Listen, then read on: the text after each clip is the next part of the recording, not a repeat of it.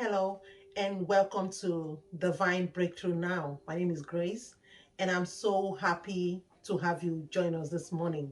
If you are joining us for the first time, welcome, and we hope you are blessed today. Today, my encouragement for you is do not postpone joy. I say it again, do not postpone joy. As in my journey as a therapist, I have seen a lot of clients, and I remember talking to a wise woman, and she was in her 80s, and she told me something, and it's stuck with me ever since. She made me understand that we, using our life as an example, she talked about when she was young, and she was, oh, I cannot wait, especially when you are in, say, maybe high school. Oh, I cannot wait to be in college. Now you get to college, I cannot wait to graduate, to get a good job, start a family. And before you know it, a couple of years down the lane, you get there. And the next thing is, oh, I cannot wait. I cannot wait to start having kids, having promotion at work. And from having kids, oh, I cannot wait for my kids to be for my children to be grown, so they can understand, they can be independent. Down the lane, the children are grown. Now, oh, I cannot understand, I cannot wait for my children to probably be out of the house, and I'm gonna be free again. I'm gonna have all the time I needed for myself. And when you get there, now, it's life is a roller coaster. It never ends. It never ends. And one thing she said she regretted was that she never found joy, you know, in everything that is happening around her at a moment in time. She always believes, oh, okay, in some couple of years when I have this or when I have that, that is when, or when this happens, or that is when I'm gonna be so happy. I'm gonna have joy. But she said she forgot to find joy in what is actually happened to her at the moment. And I sat back and I thought about it. A lot of us, we live our lives like that. Life is not supposed to be, we are not just supposed to exist, like a living thing just existing. We are supposed to live our lives, probably moment to moment, day to day. We are supposed to enjoy, be, we're supposed to be, um, we're supposed to live in the moment, in the present moment. And living in the present moment, of course, there is going to be the good, the bad, and the ugly happening every time. But even in the midst of the bad and the ugly, if we look deeply, we can still find a reason to be happy. We can still find a reason to have joy.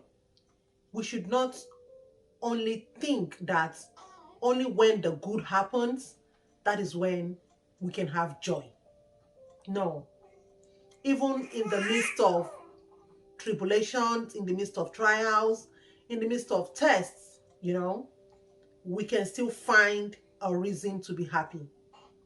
When there's a song that says, count your blessings, name them one by one. And I believe it's a verse in the Bible too.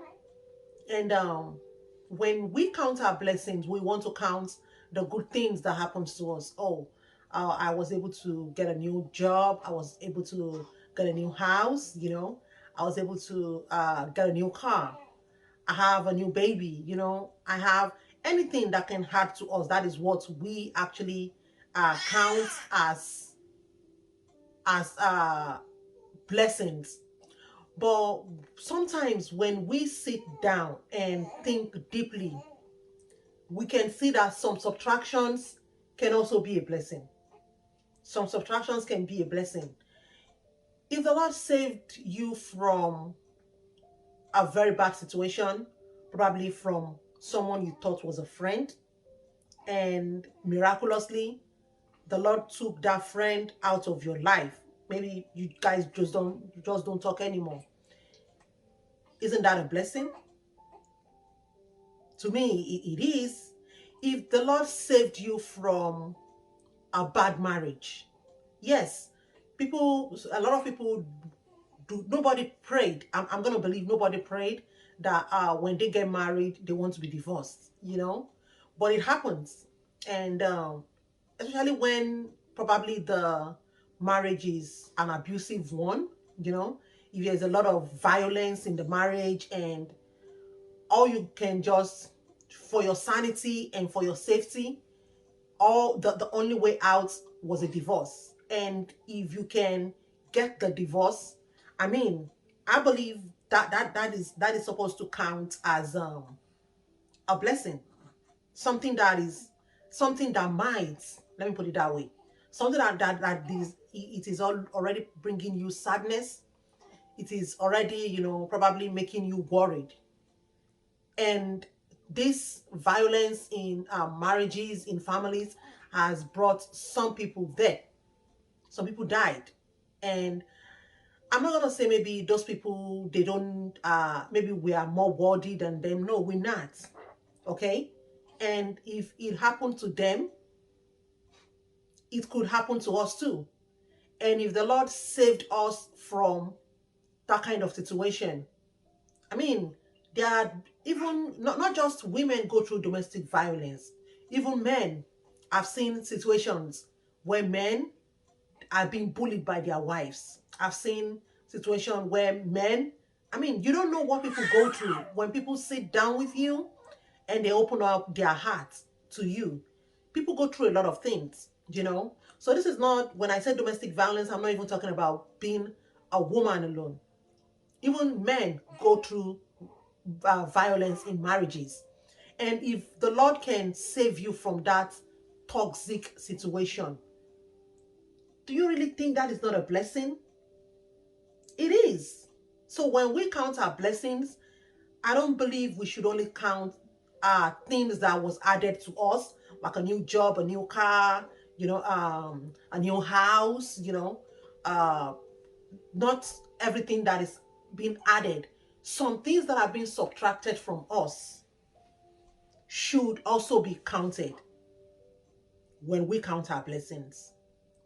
So today, I want to encourage you to just look inward, look deeply into yourself. I believe no matter how depressed, no matter how sad you are, there will still be a reason to be joyous. There will still be a reason to be happy. No matter how little, no matter how intangible that thing is, a grateful heart will hold on to that and build on it. So I'm going to say it again. Do not postpone your joy. Don't. Try to find joy in what is happening around you right now. Try to find joy. You being alive is a joyous thing, because people that are richer than us, people that are wiser than us, people that are smarter than us, you name it, younger than us, a lot of them, they are gone. And we being here is not, people that are healthier than us. So it's not about you eat good, it's not about you've got good health, you know. And for you to be here today is a blessing. Is a blessing, and it's worth to be celebrated. So my friend, I encourage you today, get up, find a reason to be happy, and build on that happiness. Build on it. Like I will always say, nobody can make you happy except you. You need to be willing to be happy. I know it is not easy. I've been there myself. I have been there myself. For me to become a therapist, I mean, I believe sometimes the Lord make us go through some things so we can learn how to help others. And that is my story. So for me to become a therapist, I've gone through some situations during the early stage of my life, and all the situations has built me strong. So when I tell you only you can make you happy, I know you may be saying, oh, she doesn't know how I feel. I may not know your story, but believe me when I say I know exactly how you feel. I've been there before, not even willing to breathe. I have been there before. But no situation is worth it. No situation is worth it. And I promise you, if you can hang in there, joy comes in the morning. You can look around you, oh, I don't have no reason to be joyous. Just hang in there. Hang in there. I'm telling you. There is always light at the end of the tunnel. Just hang in there. And if you can look inward, if you can, no matter how little, if you can look inward, you will still find a reason to be happy. You will find a reason to be happy. So I pray for you today, whatever you are going through, be it marital problems, be it lack of job, debt in the family, whatever you're going through, lack of finances, whatever is troubling your soul, I pray that the Lord will see you through. I pray that the Lord will give you the strength to overcome. We are overcomers. We are overcomers. Until I see you tomorrow, please remain gracefully and do enjoy today. Today is a great day. Please enjoy the day. It's been given to you. That is why it's called a present. You know, that is why today is called present. So today is a present. Please enjoy today. Thank you so much for streaming with us today. Until I see you tomorrow, bye for now.